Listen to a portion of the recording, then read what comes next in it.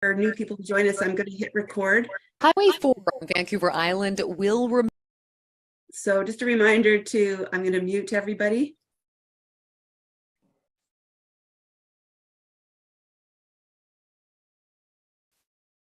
And as I was just about to say, I'm going to set the recording to go, and you are also welcome to record it on the media side.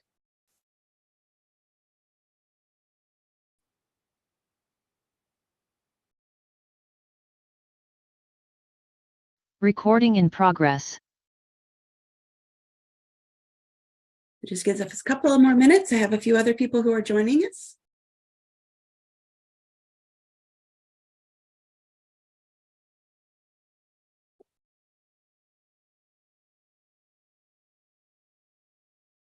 And a reminder to everybody as we do this, if you can keep yourself muted until you're asking a question, that would be great.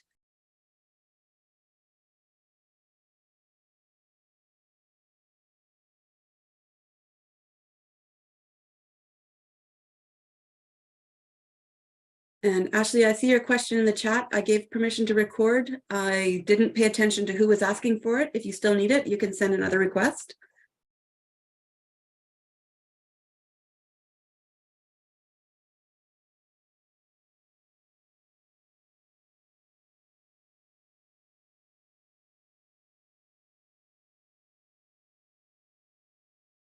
All right, it looks like everybody who's planning to join is here. So we'll get started again. My name is Therese Michelson, and I'm the Information Officer for the Peace River Regional District. And we're here today to provide you with an opportunity to talk to the different agencies involved in the fires and evacuations for the North Peace region. So as for those of you who haven't been part of these calls, the general protocol that we follow is each of the various spokespeople for the organizations will provide you with an update. And then there's an opportunity for me to ask questions. I do ask you to do a raise hand if you don't mind. It makes it easier for me to spot. I will also try to keep an eye on the chat in case you're not able to use the raise hand for some reason.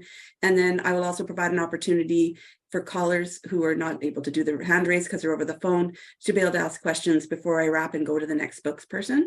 So this is being recorded, and yes, media who would like to record can do so. Just send the request.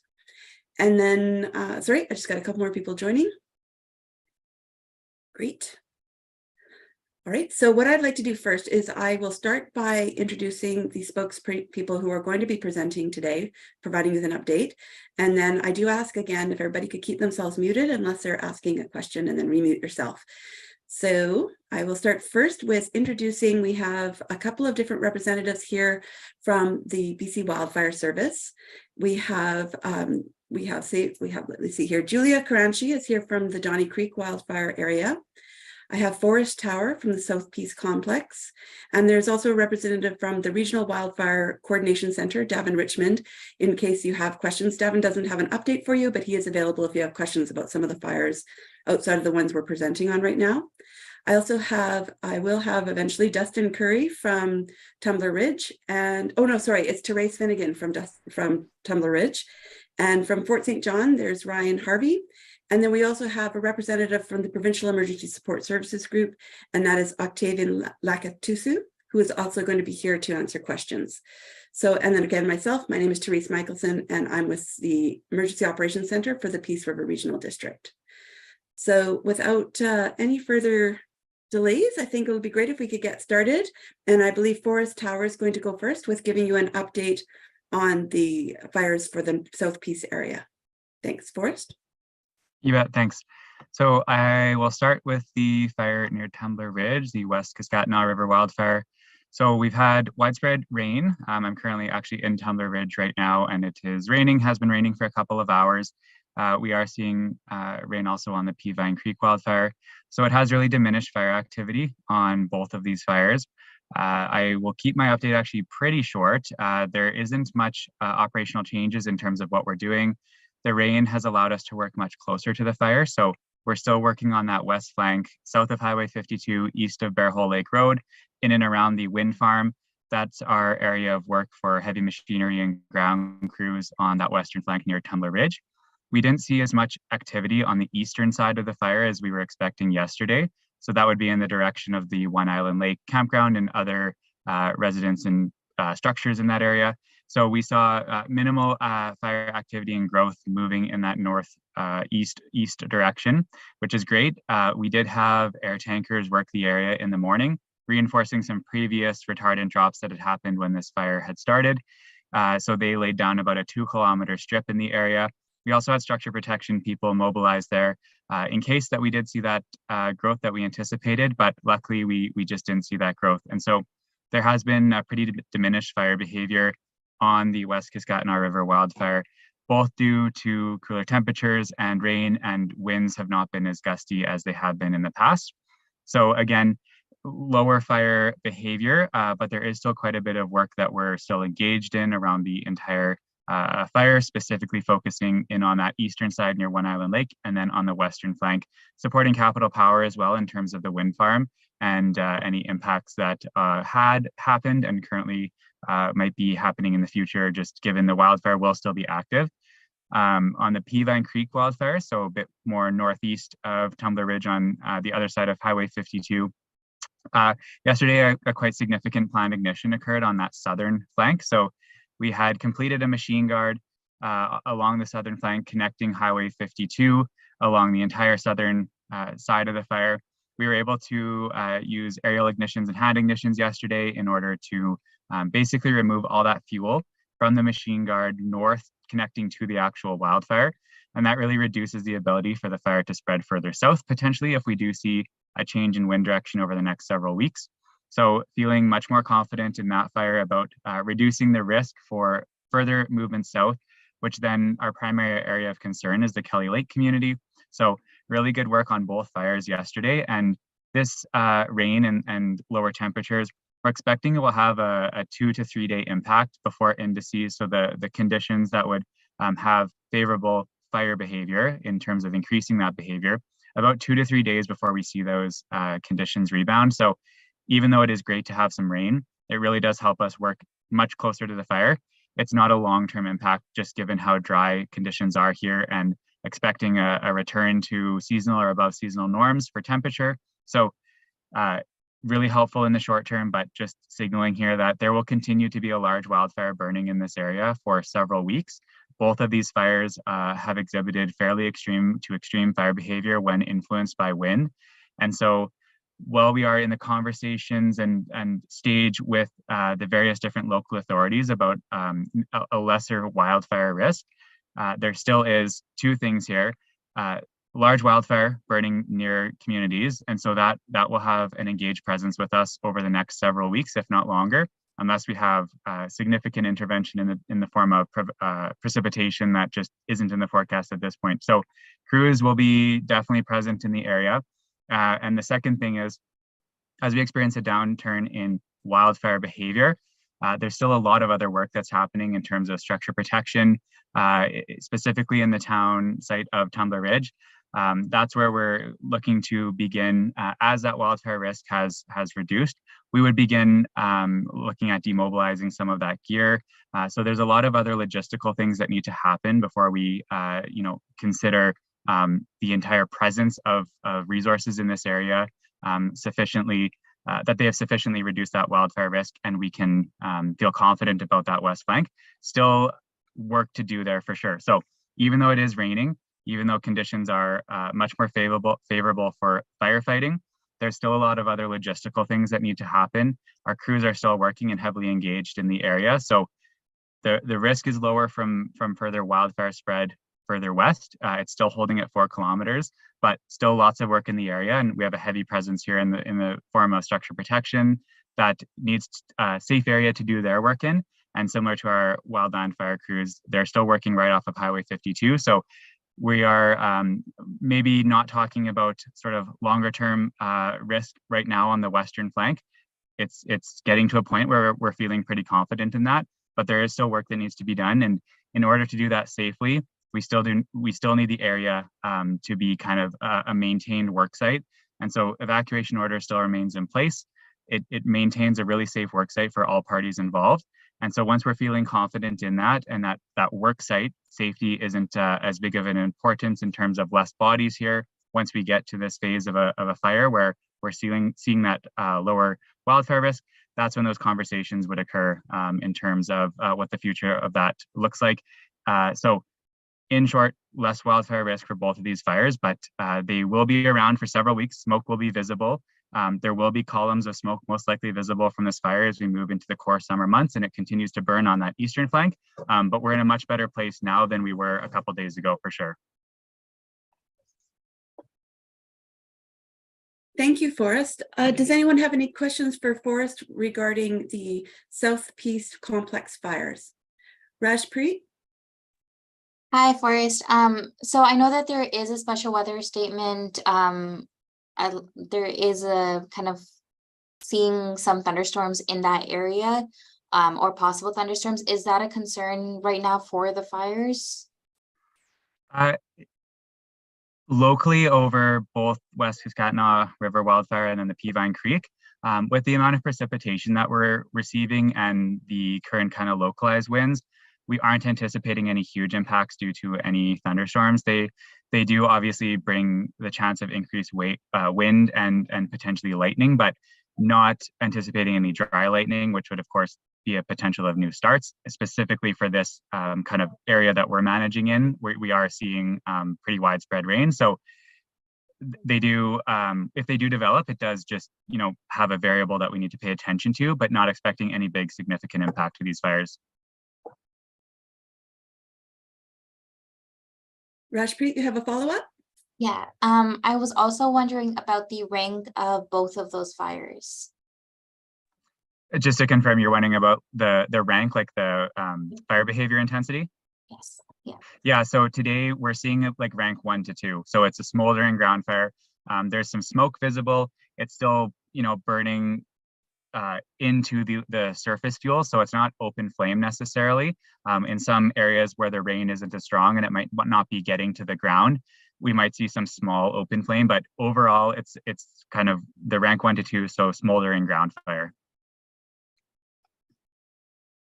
Thanks. Are there any more questions for Forrest?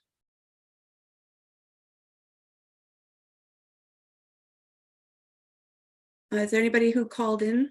I don't know that we have any call-ins, actually. Doesn't look like we have anyone who's called in, so. Okay, seeing none, I will go to our next BC Wildfire representative. And could I ask each of our spokespeople, if you wouldn't mind putting your organization, title, and name in the chat so that the media have the correct spelling and information for you, that would be really helpful. I forgot to mention that at the start. So if I could now move to Julia Caranci, if you could give us an update on the Donnie Creek Complex fires.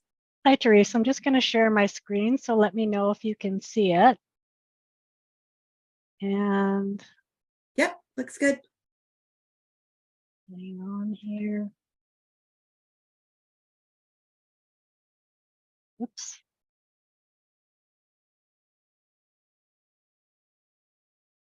I think I've lost my way here. Oops, do you want to go out and come back in? Yeah, here we go. Okay.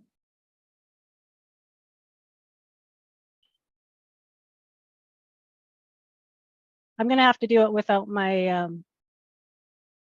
my PowerPoint. I don't seem to be able to get it back. Oh, there it is.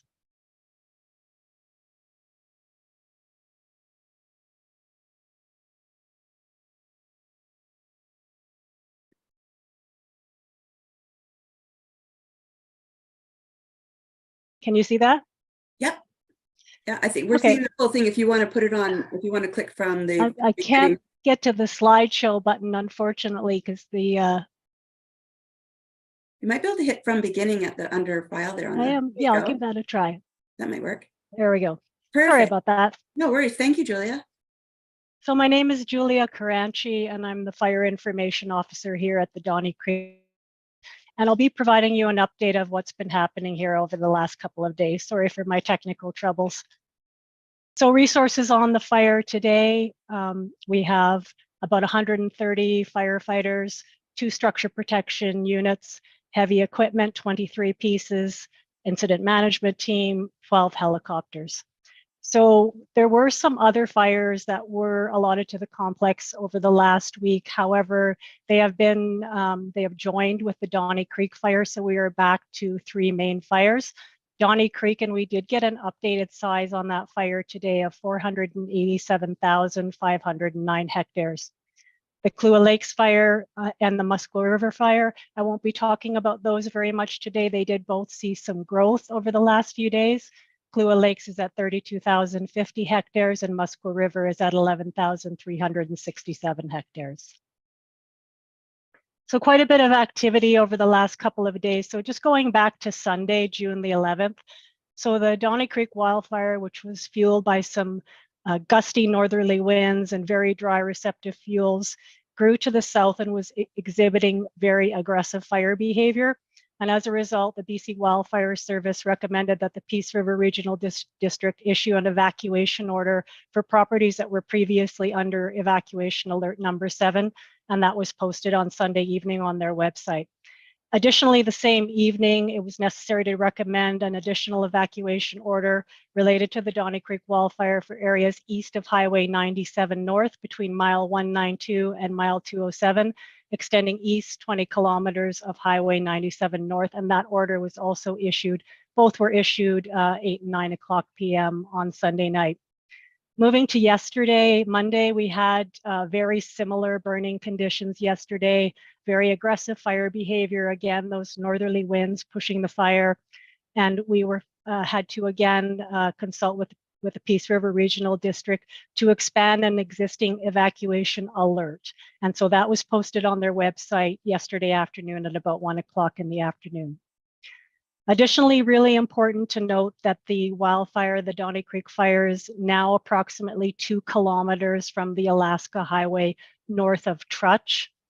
So it is possible that traffic may in fact be impacted on the highway in the next operational period. As far as I'm aware, it's still 2 kilometers away at this time, but we do want the public to be aware that that is a possibility. We are in regular contact with the Highway Authority. We're assisting now in coordinating traffic control. If that becomes necessary, we're going to do everything we can to assist in keeping that highway open. That is a priority for us. And just want to let folks know that for the latest information on that, they should be going to the Drive BC website.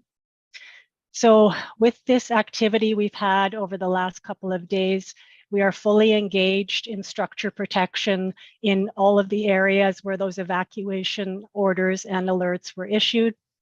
So we are fully engaged in that in all of those areas. So what has been happening up until today is, while we were anticipating some growth, the fire did take advantage of a northerly push of winds and some receptive fuels, and that did give it some momentum. And what it has been doing the previous 48 hours is pushing past our established trigger points for the fire, which is what is prompting those evacuation orders and alerts. At points during yesterday and the day before, the fire was burning at points of the fire were burning at a rank 5, which is an organized crown fire with the potential for long-range spotting. And just for the awareness of people, when a fire is burning at that type of intensity, ground operations can only be done away from the flame front and on less active parts of the fire.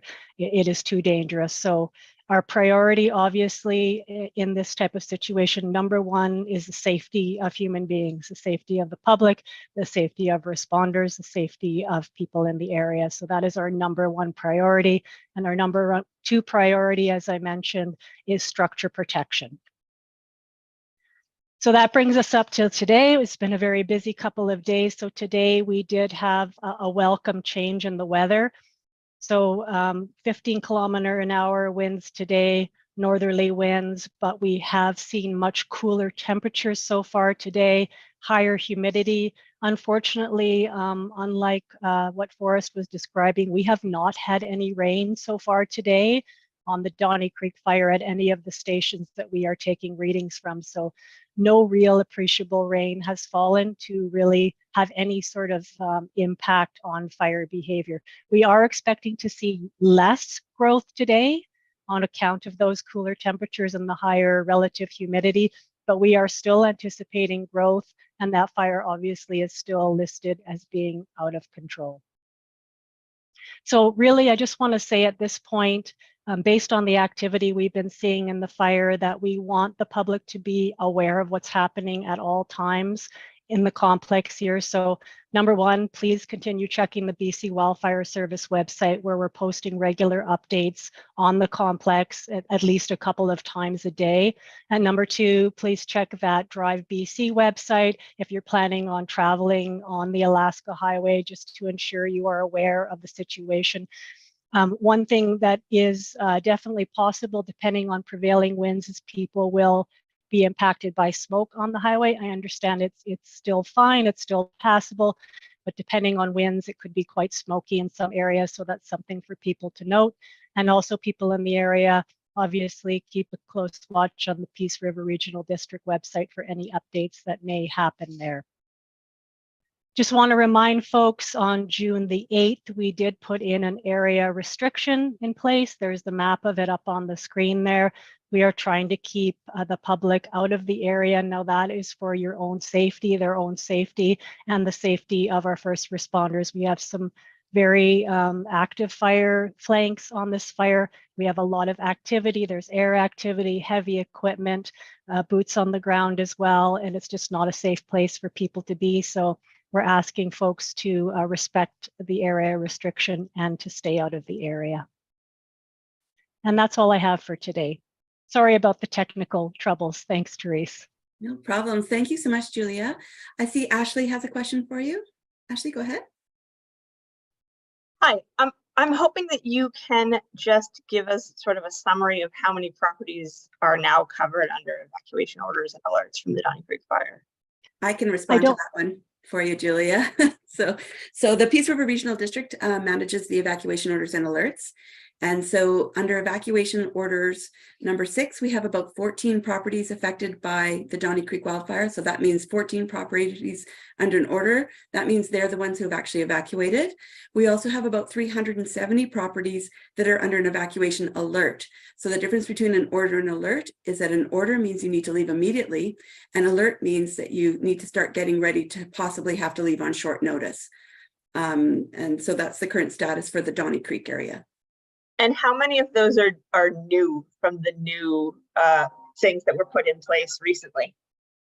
The 14 properties were new with the order that came out, order 6 and 7 that came out on Sunday.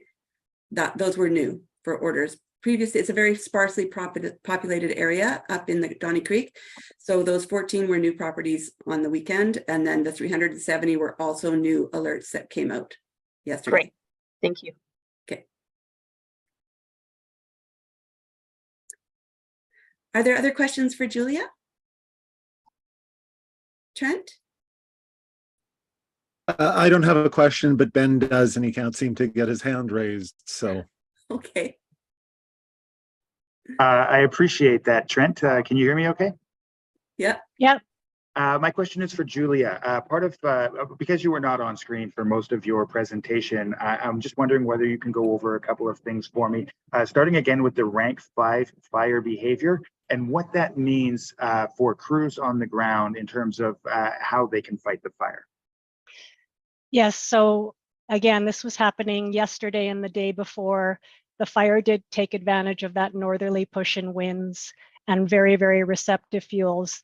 And that gave it some momentum, which allowed it to move past a couple of previously established trigger points that we had for the fire. And that was the reason why we recommended the evacuation orders and the alert. So points of the fire yesterday and the day before were burning at rank 5. And that is an organized crown fire with high intensity and the ability for long range spotting.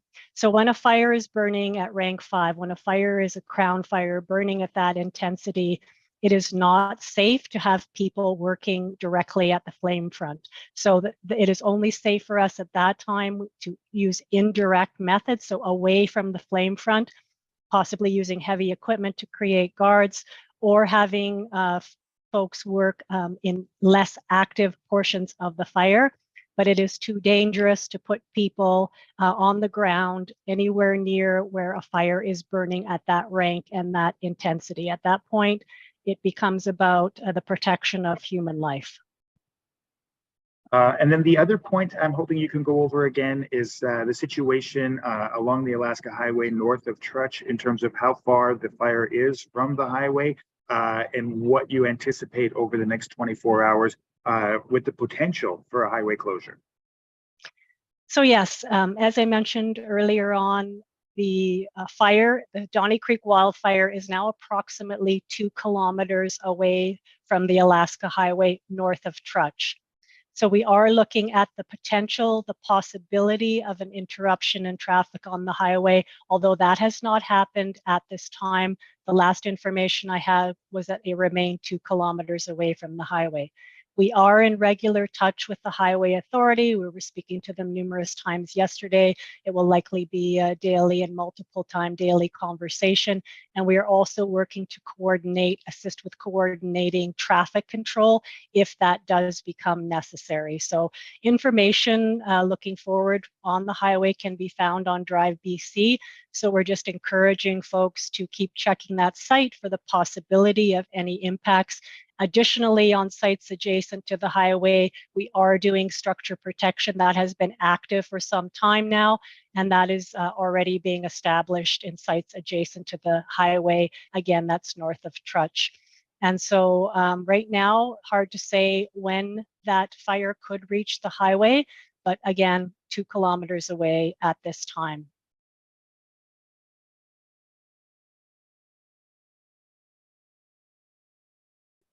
Does that cover for you, Ben? Do you have any additional follow-up questions? No, I'm good. That takes care of me. Thank you. Okay, thank you. And thank you, Trent, for flagging that Ben couldn't get through. Ashley, do you have a question? Sorry, I just wanted to ask real quick. I haven't been at the last couple of these. Is Donnie Creek now the largest wildfire that BC has had to manage? How close is it to, last I heard it was second largest. How close is it to becoming the largest now that it has grown? Yeah, thanks for asking. So it does remain the second largest individual fire we've had in our recently recorded history.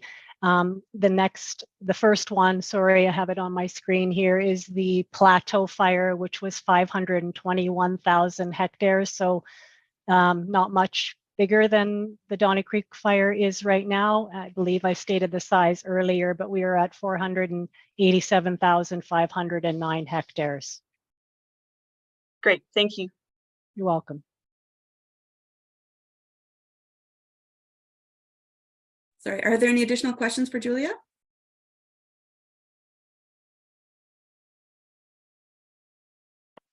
Okay, then. Maybe we could move this along and we could see if Therese with Tumbler Ridge, is Therese Finnegan with Tumbler Ridge, are you able to proceed? And Julia, just a reminder to put your contact information into the chat so they have, not your contact information, sorry, your name, organization, spelling, that kind of thing for the media. Thanks. Fantastic. Thanks, Teresa, and thanks very much for organising this today. So just an update from the EOC here at the District of Tumbler Ridge. Mostly our focus over today is on our residents and safety. So, really getting the message out there that the evacuation order still stands and residents are not to return to Tumbler until we get any further notification. Highway 52 North and 52 East remain closed at this time. And that's obviously because the evacuation order is still in at this time. We're doing a fair bit of messaging around the renewal of services and vouchers for our residents at the ESS reception centres in Fort St. John, Dawson Creek and Chetwynd. And the rest of the updates you've heard from the other folks on the status of the fire. So happy to take any other questions I haven't covered off on my very short update. Thanks, Teresa. Are there any questions? Oh, sorry, Therese. Are there any questions for Therese?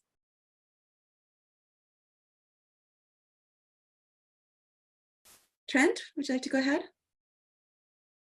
Hey, Therese, I'm just wondering, what are the discussions around returning back to town, the timelines thereof, And what are basically what are the steps that need, or the things that need to be hit before people can return back to town, and what are the steps once that decision is made that have to be hit before people are actually allowed back in town?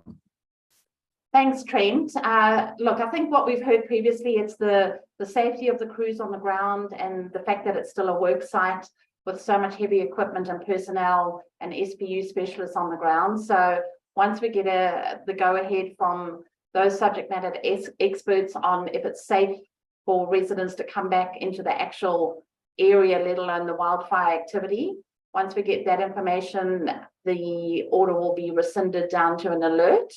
That is a decision made, I believe, through the district in conjunction with BC Wildfire, and that order will be downgraded to the evac order will be downgraded to an alert through the PRRD and the district of Tumbler Ridge. How residents will get back safely, we've got several steps that we'll be putting in place over the coming days, how they can safely re-enter the community. There's obviously some logistics around making sure that we have fuel in town, food needs to be restocked, and obviously the highway needs to be opened as well. So a couple of logistical things still to be put in place before we can safely get residents back into their homes. Thanks, Therese. Are there any other questions for Therese?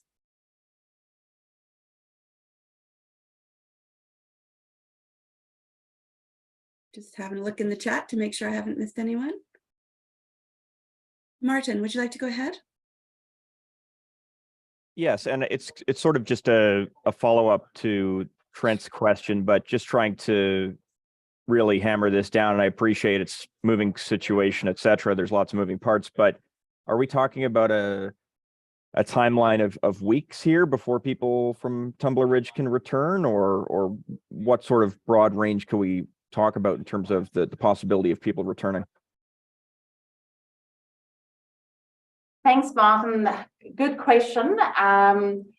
The ESS services, the renewals are being done until Friday the 16th. So I think the planning for this week, as Forrest mentioned previously, it's going to take a couple of days to continue demobilizing, monitoring the wildfire activity, and ensuring that those winds we're expecting in 2 days isn't going to activate any new activity that will impact the safety of the town.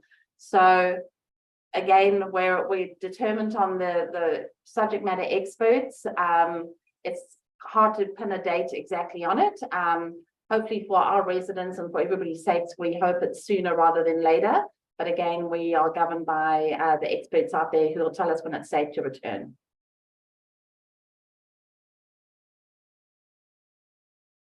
Thank you. Any additional questions for Therese?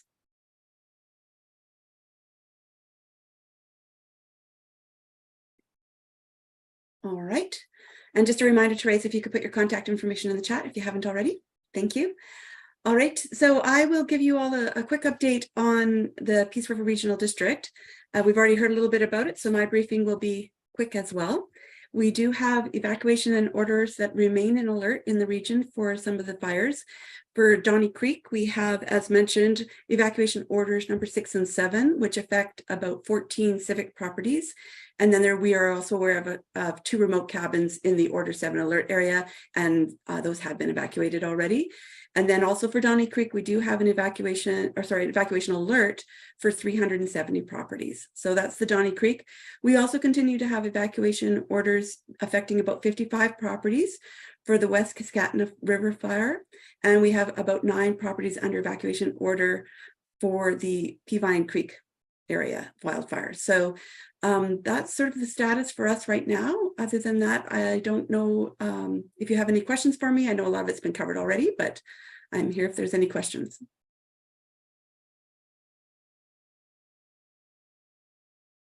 Alrighty then, I would like to move on to my colleague Ryan Harvey with the City of Fort St. John. Ryan, do you want to give an update on Fort St. John? Absolutely. Thanks once again, Therese, for setting this up. So the City of Fort St. John Reception Center here at the Pomeroy Sports Center is open today until 4 p.m. and open again tomorrow from 9 a.m. till 4 p.m. We've had over 600 registered people in total so far from this event, as well as combined with the Donnie Creek wildfire, where there was, as Teresa had mentioned earlier, 14 properties that had been impacted as well. From Tumbler Ridge specifically, we have processed over 300 renewals today here in Fort St. John, and that number continues to grow as we finalize the paperwork from the day. Just a couple things. We have some evacuee activities. Fort St. John City Council, as well as the Northeast Leisure Pool Commission, have approved free activities for evacuees. All you need to do is bring in your yellow slip of paper when you registered. So those activities include swimming, tumble time, which is a program at our field house and indoor play area, fitness classes. You can view all of the details and the schedules on the City of Fort St. John's website, fortstjohn.ca. And apart from that, I will take any questions if anybody has anything. Thanks, Ryan. Are there any questions for Ryan about Fort St. John emergency support and some of the activities that are being offered, which is so lovely?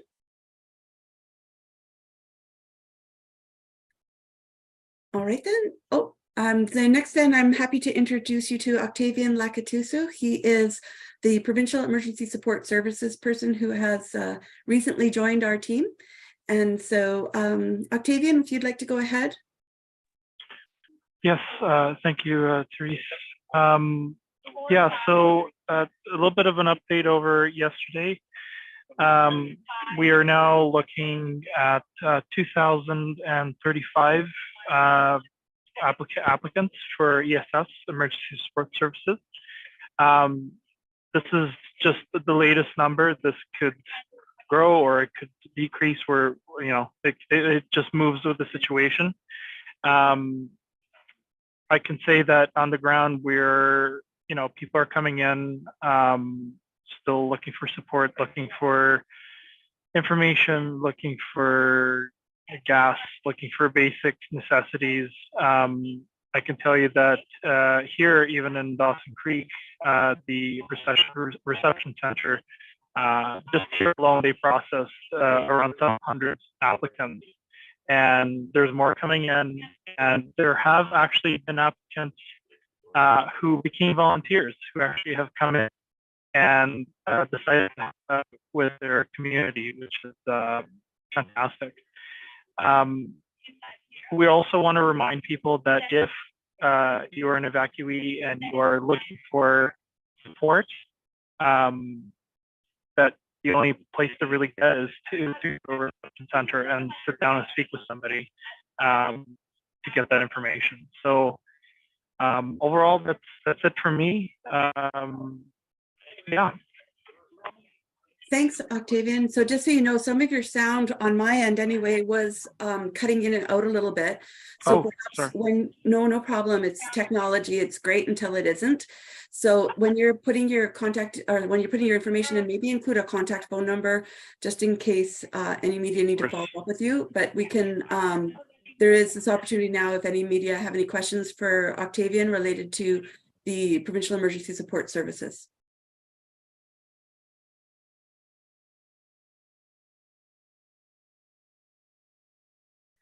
I'm not seeing any, so.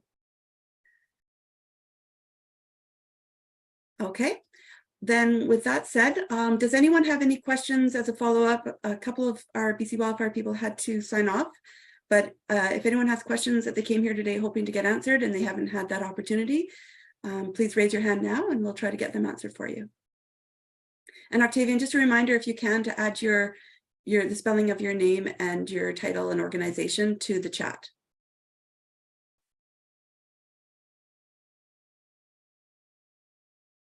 I am not seeing any additional questions from any of the media. So I think that's a wrap for today. Thank you everybody for joining us. Octavian's information has been added to the chat there if you want to grab it before you sign off. But that ends this briefing. Thanks everyone, and thank you again to our spokespeople who take the time to join us and give you an update.